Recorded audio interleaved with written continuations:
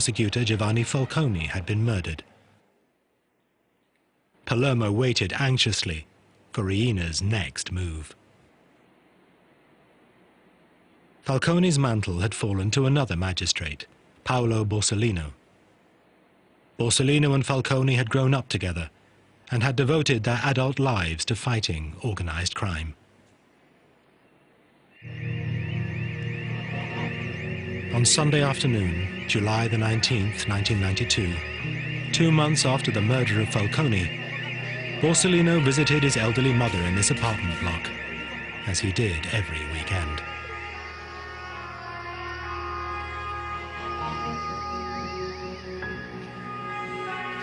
A massive car bomb exploded, killing Borsellino and 5 of his bodyguards.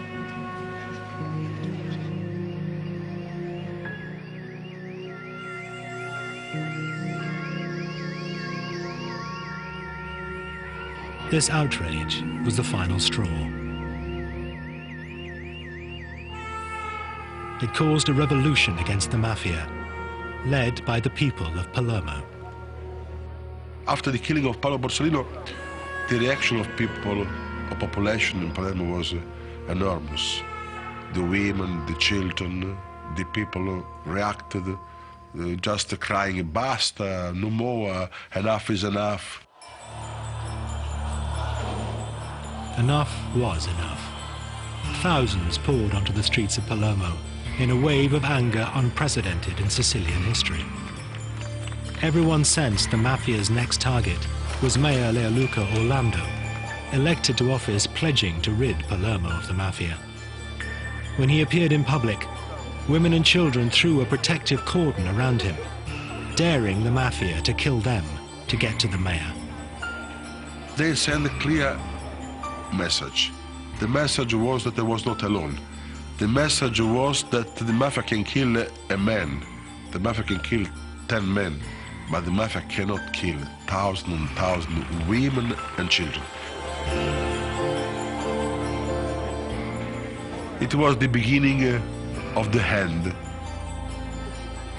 People power had beaten back the mafia. The government flooded Sicily with thousands of troops, determined to crack down hard on the mafia.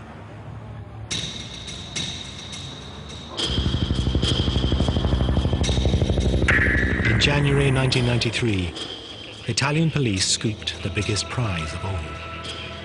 Following a tip-off, Totò Riina was finally arrested.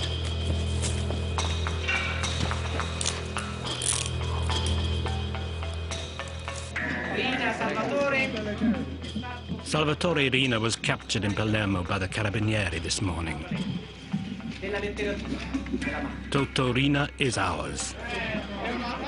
Astonishingly, Riina had been living in the middle of Palermo, undetected by the police for over 20 years.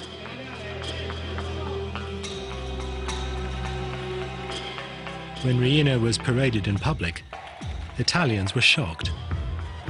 This inoffensive-looking, peasant-like character was responsible for the brutal slaying of Falcone and Borsellino, along with hundreds of others. At his trial, Riina painted himself as a poor old man who knew nothing about the mafia.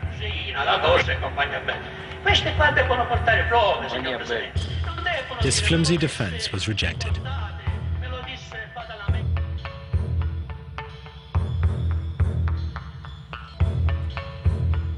Riina was sentenced to life imprisonment to be served away from Sicily in a jail on the Italian mainland.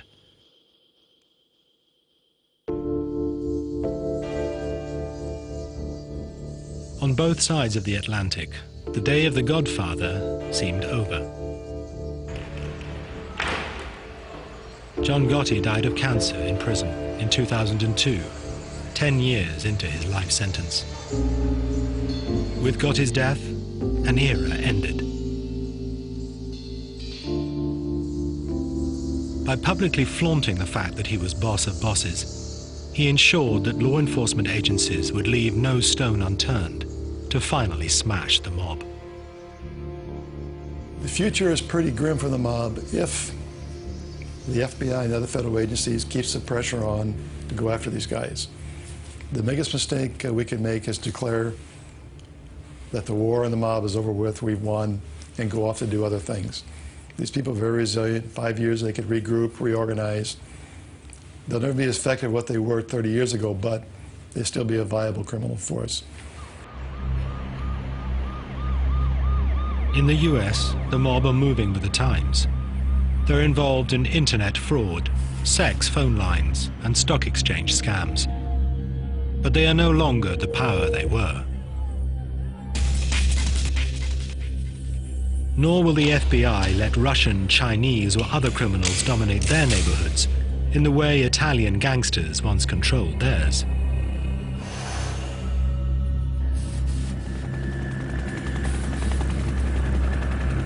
In Sicily, they are also keeping up the pressure. Yet in these hills, even with Riina in prison, the Mafia is still there. Invisible, but deadly. Today there are new leaders. They are also from the Mafia stronghold of Corleone. They have turned their backs on the self-defeating tactics of Tito Riina. No longer do they assassinate public officials. Like the leaders of old, they prefer to pull the strings from the shadows. Forse vivemmo tutti quanti una vera grande illusione. I think we were all a bit deluded. Maybe we were just kidding ourselves that we could destroy the Mafia with just 4 moves on a chessboard. In the US, the mob is finally in retreat. But in Sicily, it is rising from the ashes, adapting itself to the times, changing tactics to ensure that its power remains as unshakable today as it ever was.